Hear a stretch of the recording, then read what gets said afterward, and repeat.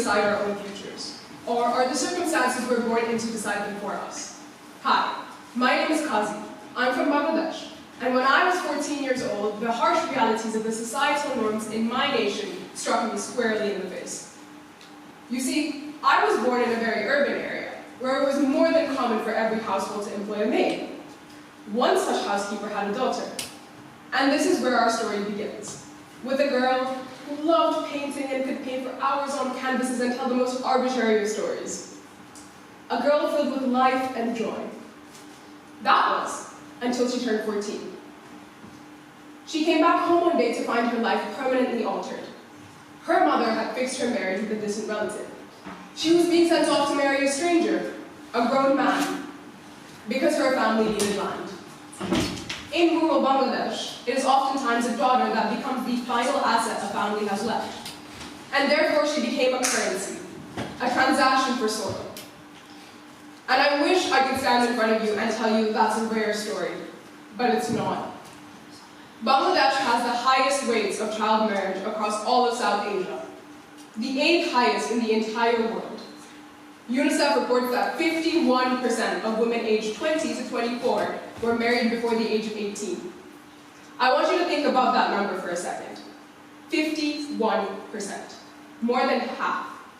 And of that, 13 million children were married before they turned 15. 13 million children who did not choose. Her destiny was to be decided by the scarcity of money. She was just a fertile beacon, something to be traded for more land. I get to stand in front of you and talk about rights and justice while hers were being bargained away. Here was a system that calculated inequality. And what I cannot forget is that the only difference between her and I was luck. A bank account. That is all. Here's the cruelty of the in-between.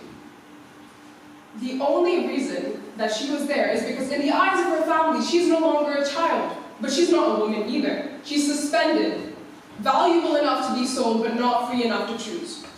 That's not a kaleidoscope. That is a cage. When a girl gives birth when she's 14 or 15 years old, her body simply isn't ready.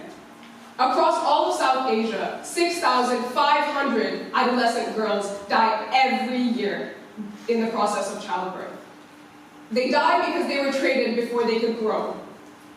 And the sad reality of that is the children that they do give birth to are often malnourished, underweight, and likely to pass away before their 5th birthday.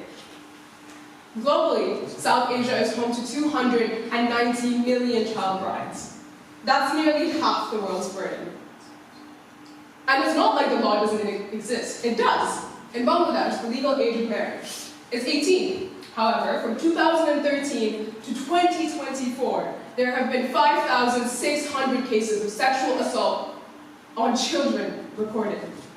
Only 2% of that resulted in convictions. 2%. And the law becomes harder and harder to enforce, and to this day, it is just a word on a paper that we can't strictly enforce. It made me realize that poverty and inequality really isn't a question of our morality, but it's of market failure. Our hierarchical structures are so deeply flawed that breaking the law becomes the norm. It is that norm that allowed her to be a tangible source of income. I'm not a human, but I'm not a revolutionary. I'm someone who remembers. Someone who could have easily been commodified and traded off had I been less fortunate. The notions of right and wrong, the little gray area where we tell ourselves that it's complicated and that change takes time, are the same notions that allow atrocities like this to take place, while we, so-called civilized humans, do nothing but watch. Antonio Gamenida, in his poem, Bad Memories, quoted that embarrassment is a revolutionary feeling because it makes you react. It stops you from simply watching. So let me ask you this. Why are we not embarrassed? We sit here educated, resourced, powerful by any global measure. We debate rights, we talk about justice. We've seen headlines of child brides being told on national news, and we click off the tab immediately after feeling sad for just a moment. about kaleidoscopes. They require all the parts, but they also require somebody to turn them. And yet, 51% of women in South Asia are married before the age of 18. Millions before they turn 15. And we do nothing but watch. So I'm not here to make you feel sad or feel pity towards these girls. I'm here to make you feel embarrassed. Embarrassed enough to stop watching. Embarrassed enough to begin. Embarrassed enough to change. Because a kaleidoscope that displays only one image, no matter how beautiful that image is, becomes a cage. So that image will only change when we do.